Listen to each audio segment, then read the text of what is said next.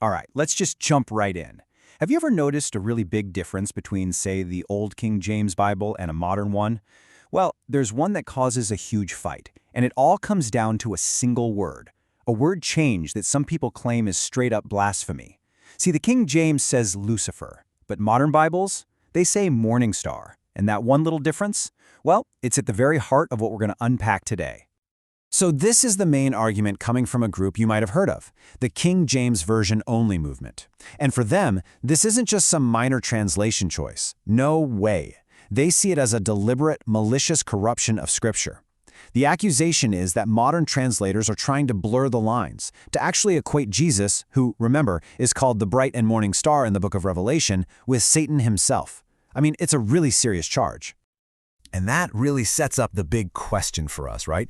Are we looking at some kind of modern conspiracy to weaken the Bible? Or is this actually the correction of a really, really old mistake? Is it an act of restoration, something that gets us closer to what was originally written? Well, we're going to dig in and find out. And trust me, as you're about to see, the evidence is pretty darn decisive. Okay, Section 1. Lucifer is not a name, a linguistic investigation. So, to get to the bottom of this, we're not starting with theology or church history. Nope, we've got to start with the language itself. We're going all the way back to the original Hebrew text to see what it actually said in the first place. All right, so here it is. This is maybe the most important clue of all. That word Lucifer, it's not even in the original Hebrew text at all. The phrase that's actually there is Halel bin Shahar. Now, Halel comes from a Hebrew root word that means to shine or to praise. So it's a title, a description, something like shining one or brilliant one. And Ben Shahar, that literally means son of the dawn. So you put it all together, and what do you get? Shining one, son of the dawn. It's a beautiful, poetic description for the morning star. You know, the planet Venus. It was never a proper name. So, if the Hebrew says shining one, how in the world did we end up with Lucifer? Well, it's basically a long game of telephone through different languages. Let's follow the trail. It starts with the Hebrew Hillel. When that gets translated into Greek for the Septuagint, it becomes Hiosphoros, which means dawnbringer. So far, so good. Then, centuries later, a guy named Jerome translates the Bible into Latin, and he uses the word Lucifer. Now, in Latin, Lucifer just means light bearer. It was the common everyday Latin word for the morning star. It wasn't a spooky name.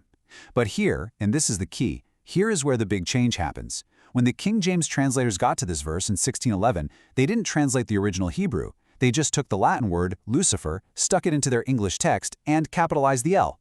And just like that, a descriptive title became a proper name. Modern Bibles basically just fixed that mistake by going back to the very beginning and translating the Hebrew correctly. And you can really see the result when you put them right next to each other. The KJV says, O Lucifer, son of the morning. It's kind of a weird mix, right? You've got a Latin word sitting right in the middle of an English sentence. The NIV, on the other hand, just translates the original Hebrew concept straight up. Morning star, son of the dawn. It's just a much more direct and frankly accurate rendering of the original text. All right, next up, Isaiah's real target. Context is everything. So we've nailed down the language part, but a word is just a word, right? You have to know the context. It's like finding a single puzzle piece. You have to see the picture on the box to know where it fits. So who was Isaiah actually aiming this at? Well, you know what? The Bible actually tells us plain as day. You don't even have to guess. Just a few verses earlier, in Isaiah chapter 14, verse 4, it says, "You will take up this taunt against the king of Babylon." I mean, it couldn't be any clearer. The text explicitly says this whole poem is aimed at a specific person, the king of Babylon. So the primary target here isn't some cosmic fallen angel, it's a flesh and blood, arrogant human king. And it gets even better when you understand the type of writing this is. It's what's called a mashal in Hebrew, which is basically a taunt song or a satirical proverb. Think of it like an ancient political roast. Isaiah is using this epic, mythological language to completely mock this defeated tyrant. He's borrowing imagery from surrounding cultures, like a story about a lesser god who got too big for his britches and tried to take over, and he's applying it to the king of Babylon. It's absolutely brilliant political smack talk. It was never meant to be a literal historical account of how Satan fell from heaven. I mean, just listen to the things this king says about himself in the text. I will ascend to the heavens. I will raise my throne above the stars of God. I will sit enthroned on the mount of assembly. I will make myself like the Most High. Does that not sound like the classic rantings of an earthly tyrant with a massive God complex? This whole passage is dripping with human hubris.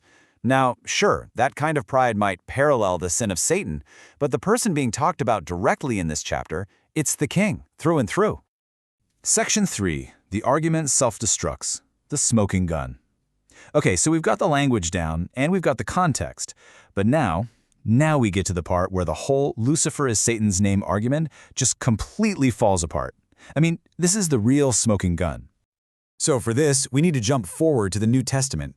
Check out this verse from 2 Peter. It says, "Until the day dawns and the morning star rises in your hearts." See how that's used?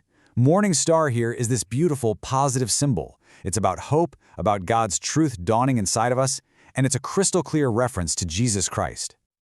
And this right here is the absolute nail in the coffin for the KJV-only argument. Remember Jerome's Latin translation, the Vulgate? The one the KJV translators got the word Lucifer from in the first place? Well, guess what word Jerome used when he translated that beautiful verse in 2 Peter? Yep, he used the exact same word, Lucifer. I mean, look at this. You can't argue with it. It's right there in black and white. On the left, the Latin for Isaiah 14, talking about the king of Babylon, it says Lucifer. On the right, the Latin for 2 Peter, talking about Jesus, it says Lucifer. This is irrefutable proof that for Jerome, the guy who made the translation, Lucifer was not Satan's name. It was just the Latin word for morning star, and he used it for good guys and bad guys. So this leaves us with a question that the KJV-only argument has absolutely no answer for. If Lucifer is the exclusive, evil, personal name of the devil, then why on earth would Jerome use it to describe a symbol of Jesus Christ? It makes no sense. The only conclusion that fits the evidence is that Lucifer was never a name to begin with. It was just a word.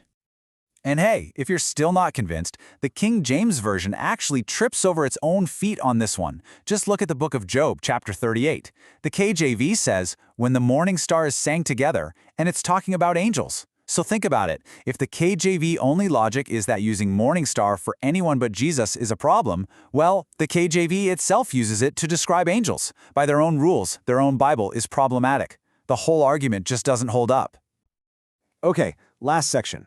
Better manuscripts, better translation. Why modern Bibles are more accurate. Because look, this whole thing is bigger than just one word. It really comes down to a massive difference in the raw materials, the historical evidence that translators today have compared to what they had back in 1611. This little chart says it all, really. Back in 1611, the team translating the King James Version was working with the best Hebrew manuscripts they had, and those dated to about the year 1000 AD.